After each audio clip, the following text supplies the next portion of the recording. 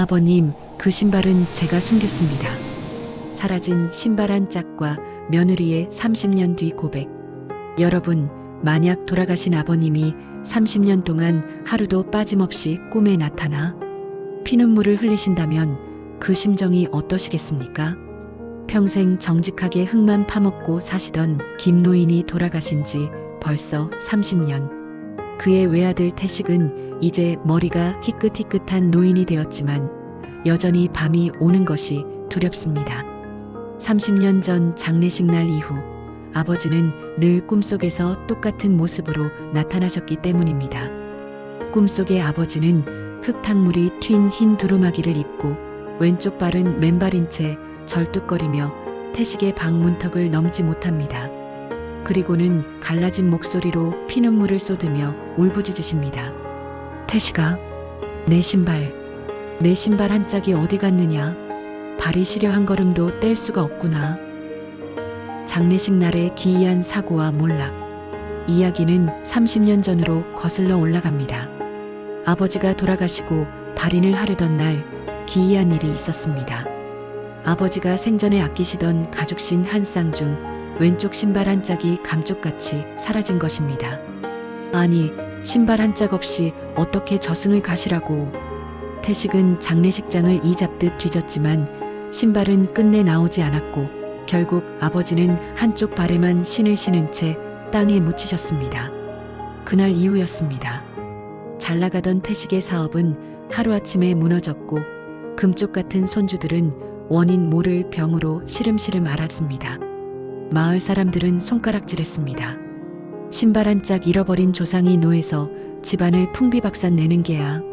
태식은 죄책감에 술로 세월을 보냈고 그의 아내 순옥은 묵묵히 뒷바라지를 하며 30년을 버텼습니다. 며느리의 떨리는 고백. 제가 숨겼습니다. 태식이 환갑을 맞이하던 해 병석에 누운 순옥이 남편의 손을 잡고 충격적인 고백을 합니다.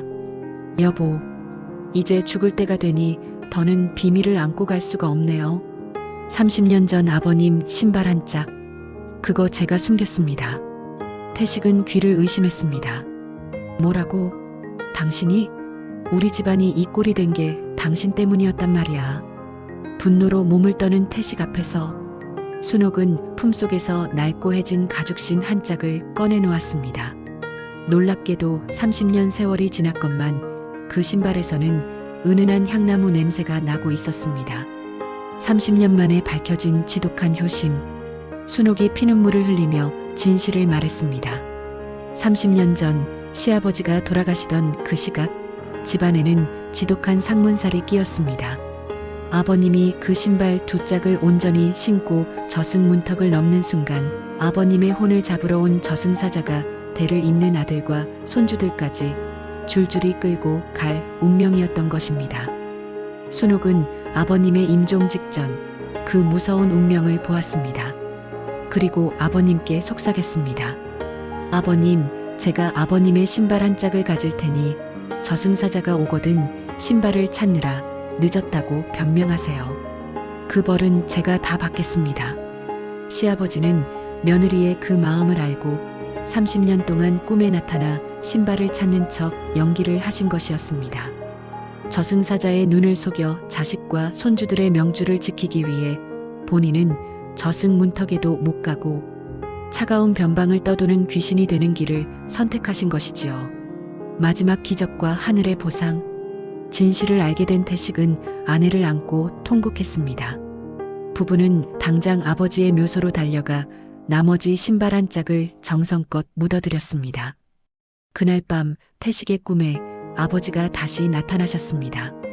이번에는 피눈물이 아니라 인자한 웃음을 띠며 새하얀 구름 위에서 새 신을 신고 계셨습니다. 아버지는 며느리 순옥의 머리를 쓰다듬으며 한마디를 남기고 사라지셨습니다. 고맙다. 내가 내 아들과 손주를 살렸구나. 이제 나도 편히 가마. 신기하게도 그날 이후 순옥의 병은 씻은 듯 나았고 손주들은 나라의 큰 인재로 성장했습니다. 며느리의 지독한 효심이 조상의 저주를 축복으로 바꾼 것입니다. 여러분, 때로는 눈에 보이는 불행이 우리를 지키기 위한 가장 큰 사랑일 때가 있습니다. 오늘 밤 여러분을 지켜주는 그 따뜻한 보이지 않는 손길을 느껴보시길 바랍니다.